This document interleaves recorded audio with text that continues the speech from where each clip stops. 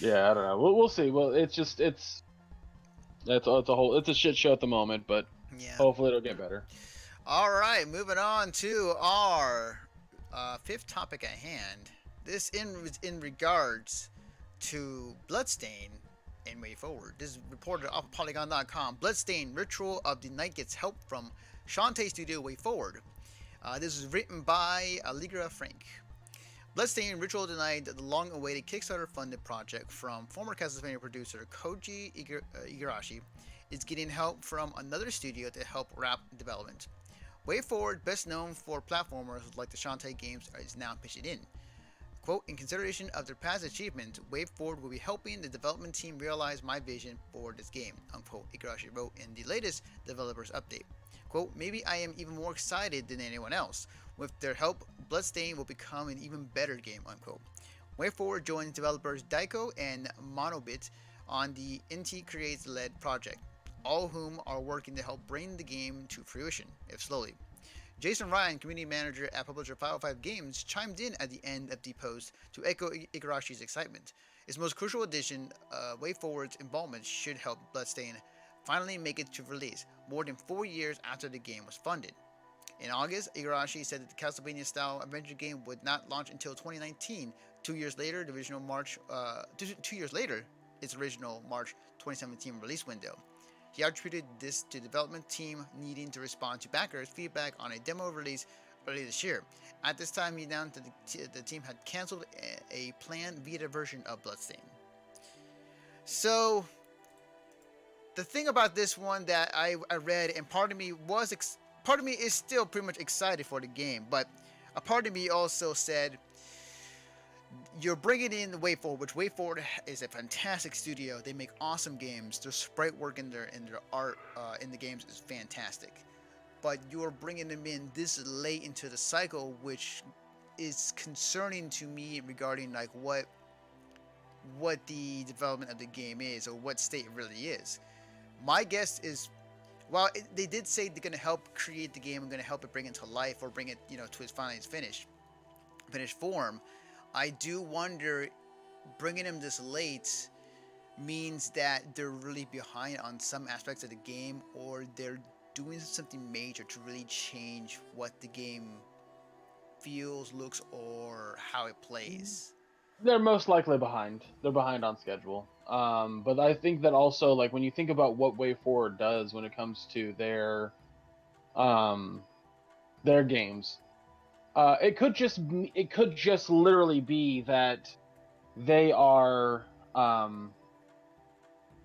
they're being brought in to kind of finalize an aspect that maybe we don't know about.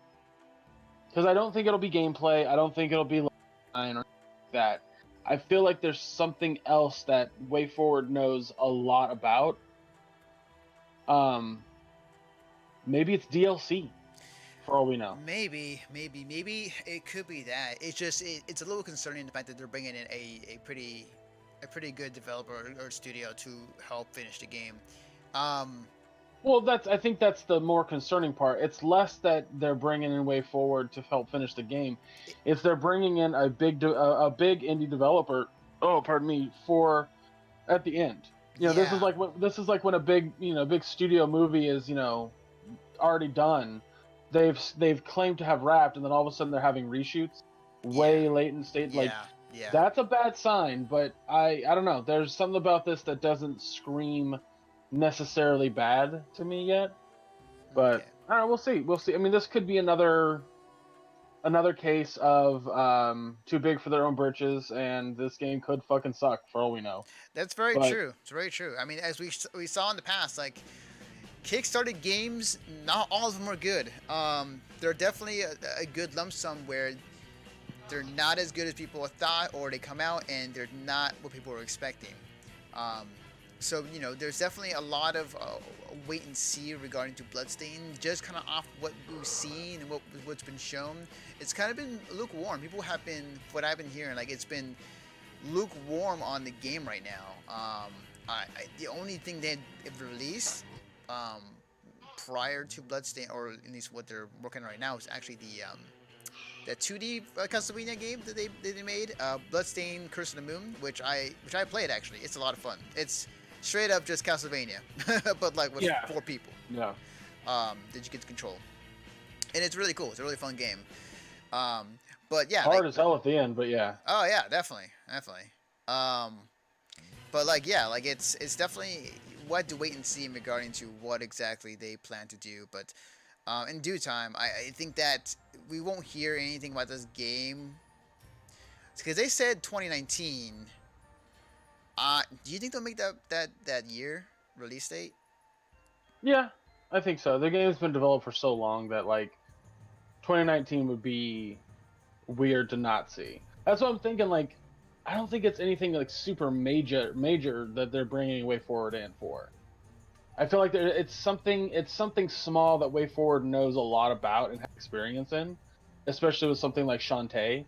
Mm-hmm. So I'm thinking it's something in that regard, but nothing like revamping an entire aspect of the game. I don't think that's the case.